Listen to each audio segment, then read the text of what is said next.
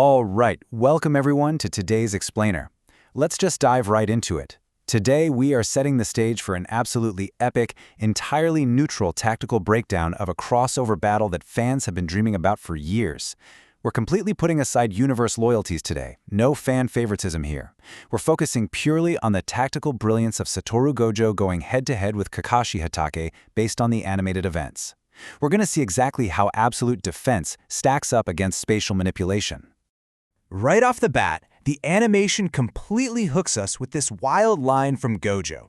He literally breaks the fourth wall, looks right at us and says, "Hey guys, Satoru Gojo is here. Get ready for an action-packed episode."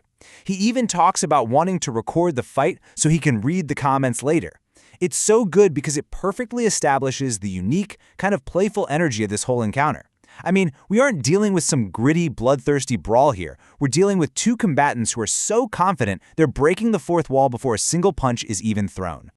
Section 1. The Ultimate Anime Crossover. Seriously, just look at the hilarious contrast in what's motivating these two. On one side, Satoru Gojo explicitly wants to show off, basically vlog the beating he's about to deliver, and engage with his audience. And on the other side? Well, Kakashi Hatake just wants to defeat Gojo quickly so he can go home and read his new novel. They are literally treating an interdimensional clash for their lives like it's a minor inconvenience in their day. Section 2. Assessing the opponent. Okay, so let's get into Kakashi's head for a second, because his analytical approach is on display immediately. First, he suspects Gojo might be a shadow clone. He even points out that Gojo's totally boisterous personality reminds him a lot of Mike Guy. He actually humorously thinks to himself that they could have been friends if they didn't have to fight. Now, Kakashi quickly acknowledges Gojo's incredible speed and combat style, but here is the absolute most critical observation he makes. He realizes Gojo possesses zero visible chakra. None. Imagine playing a highly tactical video game, right? But your opponent's primary resource bar is just completely invisible. Kakashi is facing an anomaly from a totally different universe, and that makes this a massive tactical hurdle right out of the gate. And Kakashi even admits this directly. He notes the irony of their visual designs with his classic dry humor, saying, "I am not the only weird one here. I have specialized too, but I haven't been able to figure you out yet." This really shows us Kakashi's realization that, despite their shared trait of having these hidden, special eyes, he's still struggling to crack Gojo's defenses. He's essentially flying blind against a completely unknown energy system. Section 3. The Mechanics of Infinity.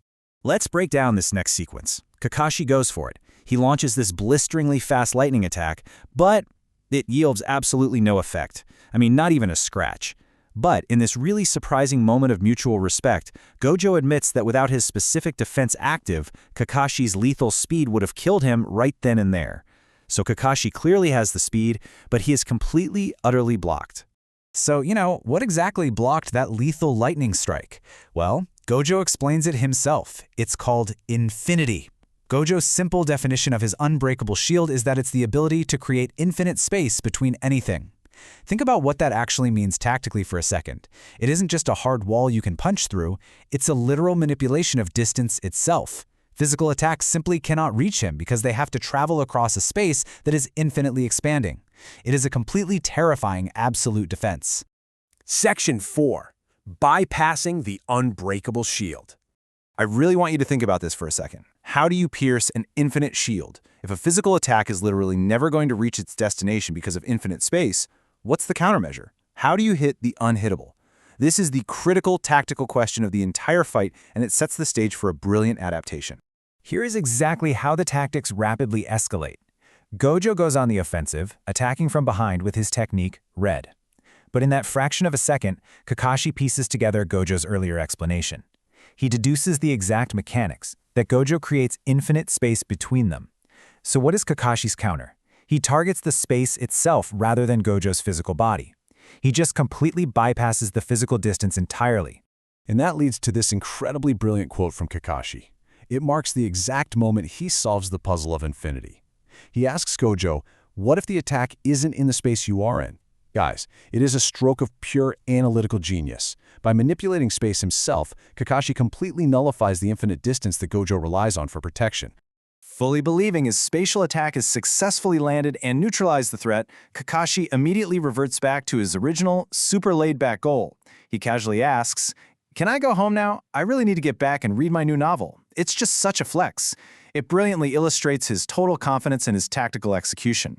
He believes he's won the fight, solved the unbeatable puzzle, and finally earned his path home. Section 5. Domain Expansion, Infinite Void. But then, out of nowhere, we get this absolutely chilling response from Gojo, "You should have aimed for my head." Oh man, this single line just completely flips the momentum of the entire encounter. It proves that Gojo survived Kakashi's ingenious spatial strike. Kakashi figured out how to hit him, sure, but he didn't deal a finishing blow. And now, yeah, Gojo is completely done playing around. Gojo unleashes his ultimate, overwhelming counterattack, Domain Expansion, Infinite Void. The whole confrontation reaches its absolute boiling point right here. Kakashi's brilliant tactical mind is suddenly forced to confront a technique that is literally designed to overwhelm the brain itself with an infinite stream of information. Which leaves us right here. We've witnessed an incredible tactical clash of reality-bending powers. Kakashi figured out exactly how to bypass infinity, but Gojo survived to unleash his ultimate domain. So, I'm going to leave you all with this final thought to chew on. In a clash between infinite defense and spatial manipulation, who truly holds the tactical advantage? Keep questioning the tactics, guys, and thanks so much for joining me on today's Explainer.